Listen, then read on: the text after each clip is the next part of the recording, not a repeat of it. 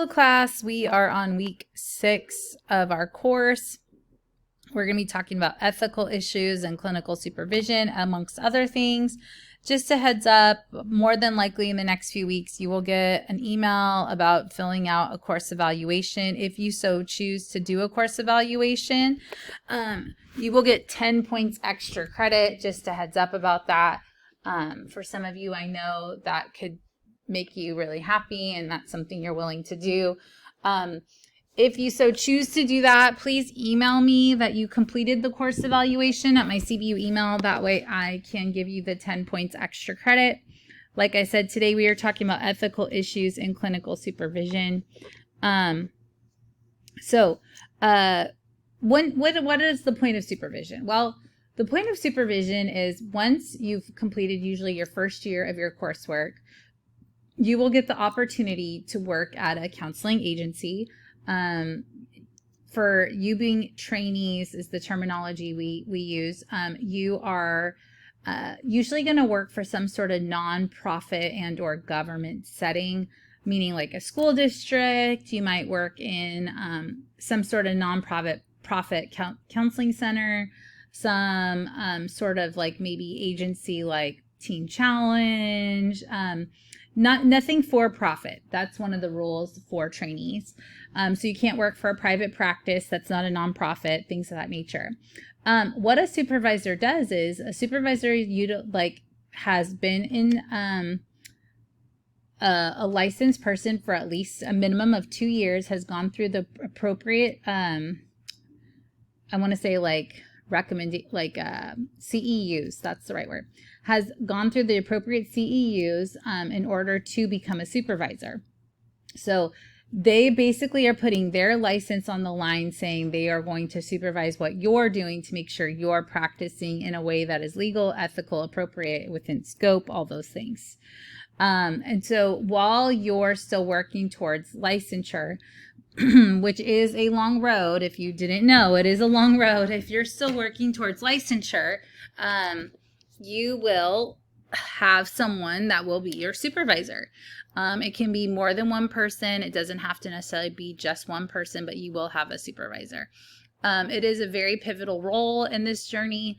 You spend a lot of time with this person or various people because you're meeting with them on a regular basis to talk about your cases, things that are working well for you, things that are not working well for you, challenges you're facing, countertransference you're having, all the things. So it's important that your your supervisory experience is also an ethical and legal experience. There are certain things that would be very inappropriate for your supervisor to be doing. And so we're going to be talking about all the things in regards to supervision. Okay, so effective and ethical supervision balances protecting clients' welfare and providing training for supervisees. So as a supervisor, I'm looking not only to protect the people that my clients or the clients that my trainees are seeing, but I'm also looking to protect also my people. And I'm referring to associates because I'm not a nonprofit, but my associates, I want to protect them too. I don't want them to be in situations that aren't appropriate. I want to make sure they're practicing within their scope, are doing things that are, if there's a really high risk client, we want to make sure they're getting the proper help that they need, even though they may really like their clinician. It might just not be a good fit for where the client's at currently. That doesn't mean they can't come back to see the therapist. It just might mean they need a higher level of care until they're ready. Supervisors are ethically and legally responsible to monitor the quality of care clients receive, which is true. It really is an important job because, again, supervisors are putting their license on the line, right? And it is great work to get to supervise, but it is a responsibility. Informed consent and supervision. The standard of practice is to incorporate clear, informed consent material for supervisees, both orally and in writing. So that means you're communicating to your clients that you're under supervision. So that way they know that somebody else could be hearing about their case. Also, too, it lets them know your position as far as in your road to licensure. It's good that all cards are on the table, that everyone understands who you are, what you're doing, where you're at. When supervisees learn what they can expect in supervision and what to do to achieve success, they are empowered to express expectations, make decisions, and become active participants in the supervisory process. So what should be expected of you should be very clear. What is your role and responsibility? So responsibilities of you as the supervisee. Come prepared, be an active participant. What that means is if you're talking about cases, if you need to present, you know what's needed in the supervision setting so that you're ready for it. Ask for what you need, research and read between sessions, pay attention to your interactions, ask for and be open to feedback. Critically evaluate feedback, establish healthy boundaries, and talk about insecurities and anxieties. I just met with the supervision group for the first time. It's all some of my new employees. And I told them all, like, look, not that I don't want to celebrate their victory and celebrate success. Like, of course, that's part of supervision. But I'm like, I really want to utilize supervision to like work through what we don't understand and what we don't know and what we need help with. Like, I don't want them to feel like they need to be A++ all the time. Like, the reality is, like, we're going to face challenges, all of us. I face challenges, even though I've been licensed for a long time. And so I want them to come with cases that we can all support one another and help each other through. And fellow associates can give insight on their experience because somebody else in the room might have valuable experience that could be useful. But I don't want them to be limited to feeling like they just need to present with the success cases. Like, my hope is that, of course, there's success cases. I want to work through the things that have been difficult. So you must be competent both in practice of supervision in the area of counseling, being supervised. These are supervisors' roles. Provide supervision after obtaining needed education. Those are the CEUs I talked about. Supervisors are ultimately responsible both ethically and legally for the actions of their trainees. And supervisors have responsibility to supervisees, current and future clients. So your supervisor needs to be able to have hard conversations, talk about things that they're needing from you, and of course a respectful way to get outcomes that they want for not only you but for the clients. The quality of the supervisory relationship is just as important as the methods a supervisor chooses, which is true. Some portion of the supervisory session should focus on personal stress experienced by the supervisee during client-counselor interactions. I talk a lot with my people about how they're doing personally because what's going on personally can affect what we do. We've learned about this in some of the vignettes that you've had with discussion boards. Personal things going on in our lives can affect how we operate as clinicians. We are human. We're going to have certain cases that are more difficult than other cases. We might have cases that stir up countertransference. We need to be able to talk about that in supervision and have space for that. So those are things that are important. And you know, everyone's different with the amount of a caseload they can carry. Some people can carry 30 clients, no problem. Other people are like, wow, 15 clients is very overwhelming. And so we need to be able to process those things, check in, make sure like you're doing okay, their clients are doing okay, as a supervisor. So just to be, you know, no one's trying to get in your business or learn more about you than you want to share, but there can be things that are going on with you as a clinician that can be affecting your clients. And so we need to be able to process those things. Methods of supervision. So self-report is one of the most widely used supervisory methods, but it is not the best representation of students' performance. So digital, there can be digital like recording. Some centers have automatic recording that happens at random, probably for each clinician that's under supervision. This allows supervisors to watch the session and be able to kind of navigate maybe areas of strength, areas of growth. This would, of course, mean that clients would have to sign off on being recorded. You can't just record people without their free will, just like clients can't record you without your free will, like without your consent. Recording cannot happen without consent all around. So if you are at a training facility that does do something like this, your clients will have had signed documentation stating that they're okay with that.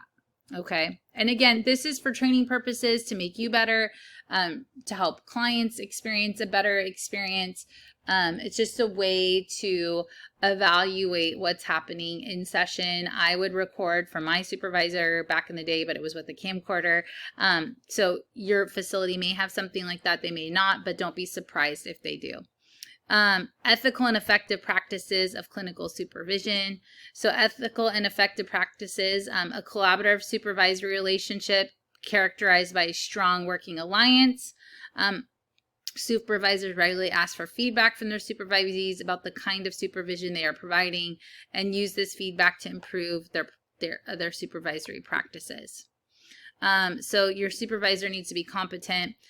Clinical supervisors are increasingly vulnerable and at risk for ethical and legal liability, are required to have the competence necessary to carry out their roles adequately, and must effectively deal with trainees who manifest problematic behaviors, and must have an in-depth knowledge of specialty area in which they provide supervision. Most psychology and counselor education programs offer a course in supervision.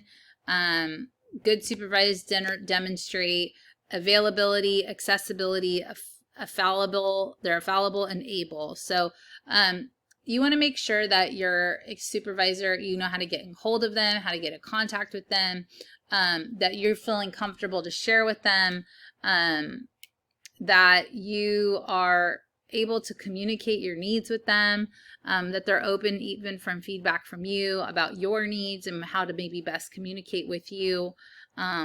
It really should be a positive working relationship. I'm so thankful for my supervisors that I had over the course of many years. Very, very relatable, understanding, never made me feel stupid or unintelligent or incapable. Cheerleaded, were my cheerleaders, my hype girls. Really thankful for them and how they've shaped me into being who I am. And so I hope for all of you that you have a very positive experience. Even if a supervisor feels a little hard on you, maybe it's not necessarily a bad thing, because you're going to have many different types of bosses or work in many different types of settings. And I don't want you to ever have your spirit just like a kid. You don't necessarily like a coach that yells at you and like ruins you. Like that's not the goal, but maybe someone that keeps you on your toes, but like you do your best work because they expect your best work. But there should be this comfortability. No one should be crossing any sort of boundaries, or belittling you or shaming you or anything of that nature. Legal aspects of supervision. So the supervisor's background, you should know their background, like their license, all those things. Methods to be used in supervision, responsibilities and requirements of supervisors, your responsibility as a supervisee, policies pertaining to confidentiality and privacy, documentation of supervision, risks and benefits, evaluation of job performance, compliant procedures and due process, professional development and goals, duration and termination of the supervision contract.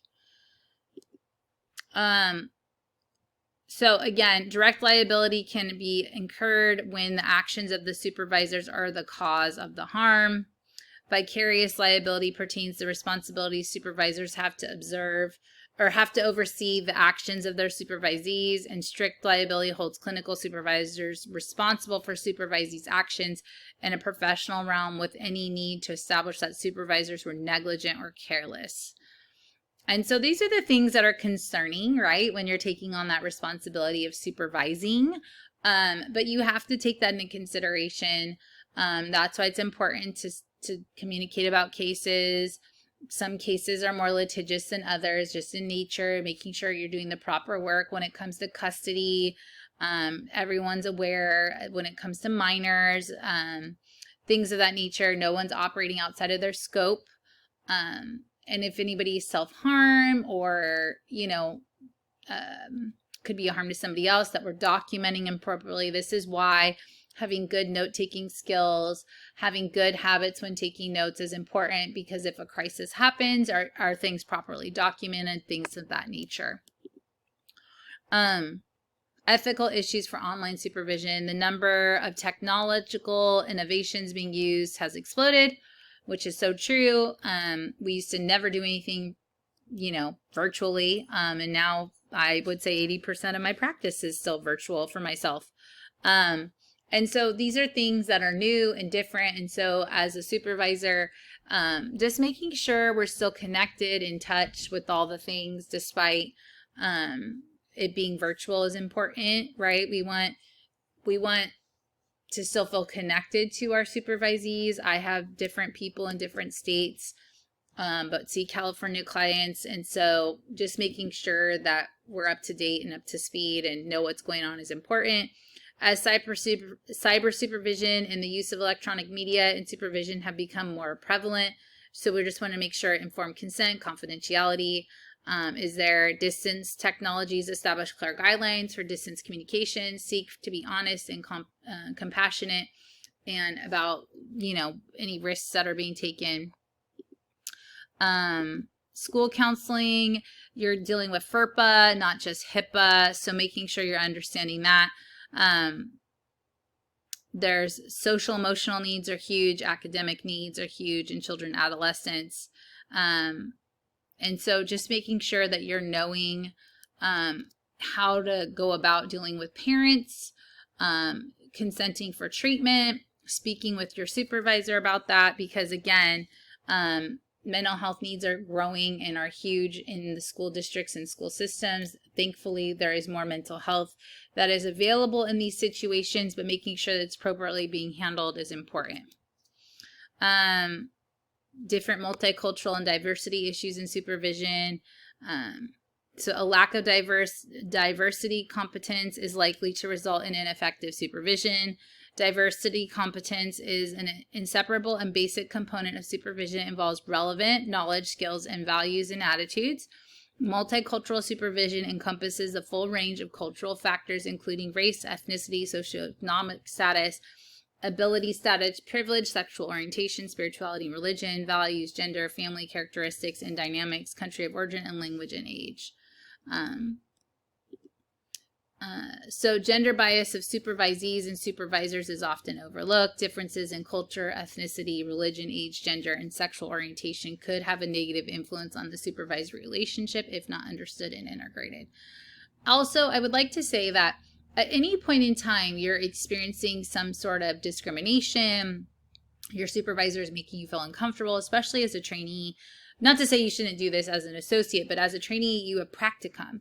And that's going to be a class that you'll take, if you're in a 2-year track, that second year. And that's where also you will get to talk about your cases in your classwork. And I would say if there's a supervisor who's making you uncomfortable, you need to talk to the person who is head of practicum and let them know what you're experiencing as a student with the supervisor. I think they could give you support, help you to know what to do. A lot of times our sites are approved by the university, and so making sure if somebody's making you uncomfortable, you're probably not the first person, nor will you be the last. And so we need to make sure we're addressing that for the safety of all of our students who could come through a site and work, because we want it to be a positive experience for you, because this is your clinical experience. 2, like you're working really hard to do this master's program. We don't want something like this to deter you from what's ahead. And we want you to feel safe and comfortable, and the supervisory experience should be a safe and comfortable and confident experience. I hope all of this is helpful to you. It's a big part of your next step.